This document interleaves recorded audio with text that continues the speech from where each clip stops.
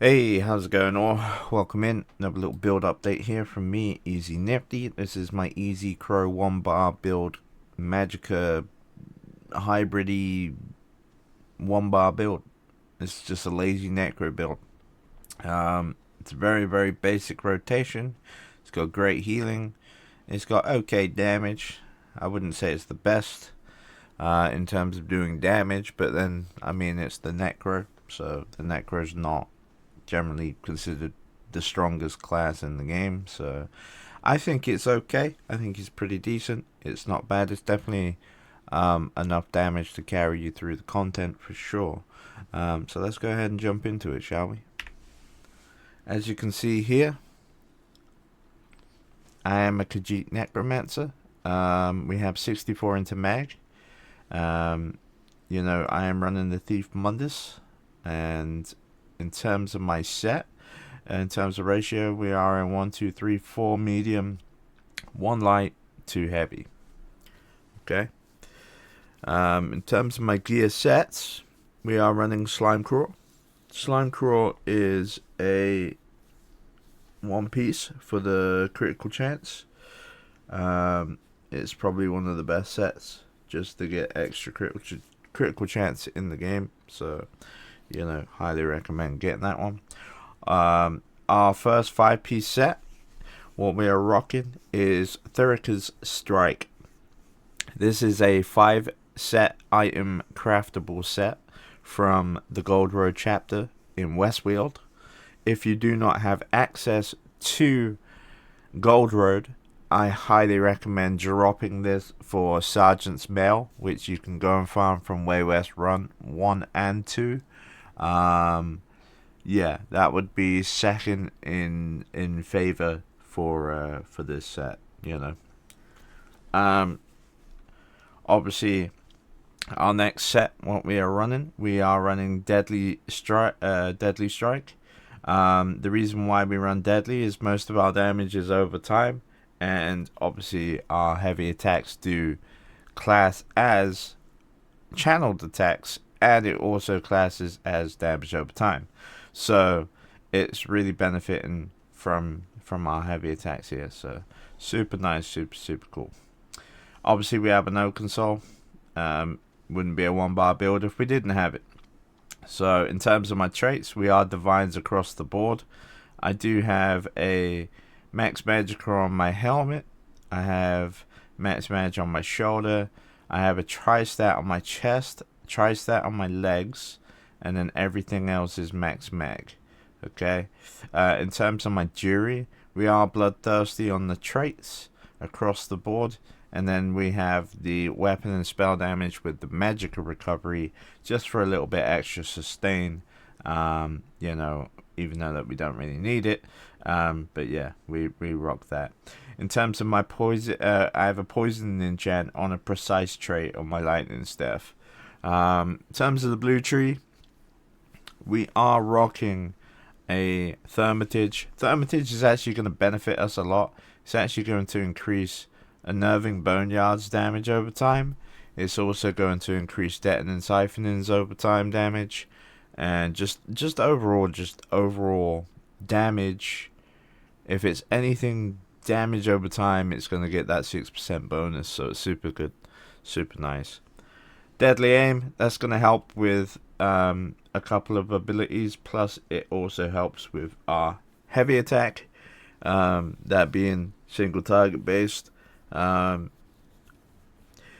though that the initial ending hit from a lightning staff will do AoE damage, it's still considered single target damage as well. So that's why we run Deadly Aim.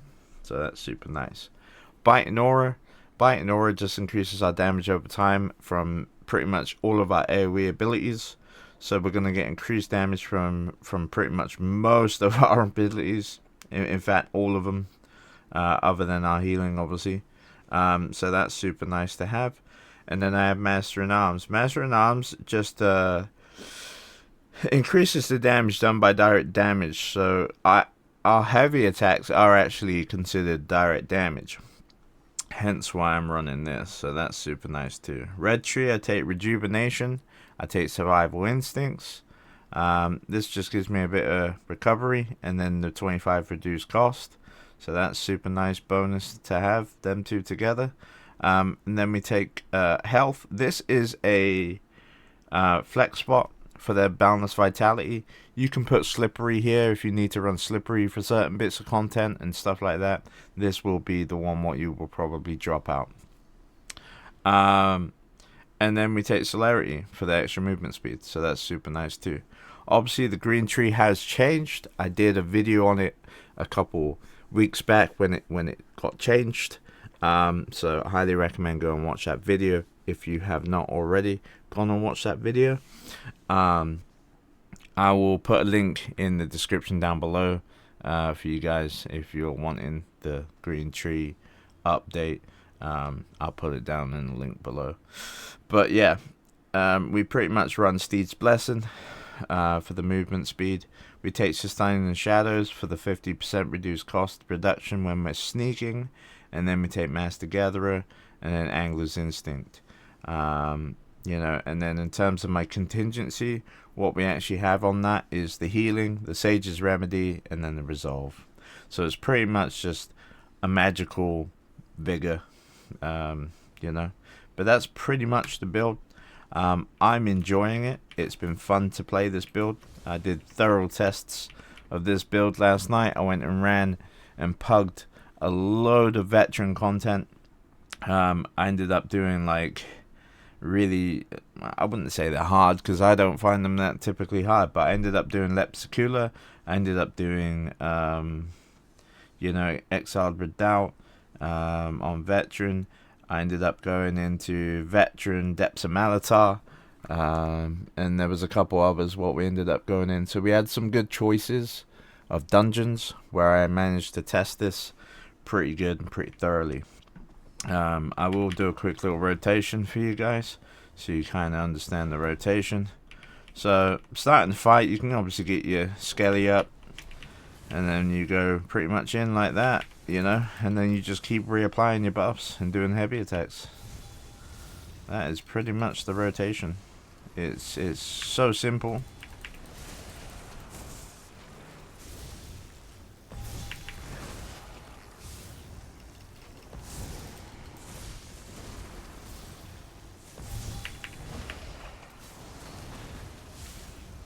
As you can see, we're averaging about 45k, which really isn't that bad, Obviously, we will spike up if we hit ult dumps and stuff, but I think for a lazy build, it's really, really simplistic.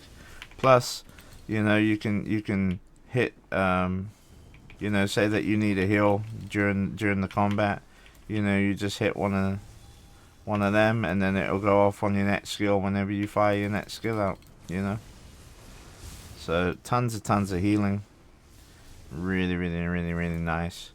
There is another flex spot with the build. What you can do, you can always drop skeletal, the Arcanist. You can run the skeletal archer as well.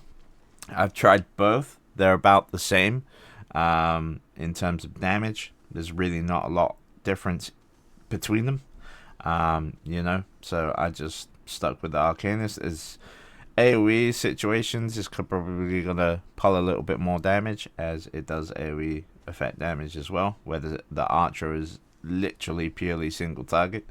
The only other thing what you could flex out and drop out for would be Scythe, and if you're gonna take the Scythe, take the Runius Scythe.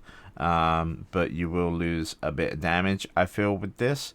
But if you're doing solo content, you're still going to do enough damage, and this will actually just generally help because you're going to get some heals back from this too.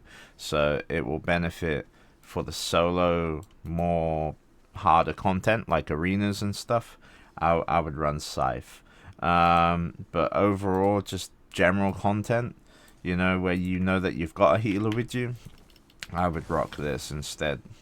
If you know that you can survive with no heals on your bar, you know, or if you don't have scribing, say that you don't have scribing, let's do that one first. You can run intensive mender here instead, intensive mender, or you could actually take mortal coil and have another tether, restore health to you. That would be another good option too. That being said, though, if you know that you've got a decent healer and you know that you can survive without that stuff, you could actually run Trap Beast. And what Trap Beast will do, if we go back into our rotation here, it will just allow us to pull a little bit more damage.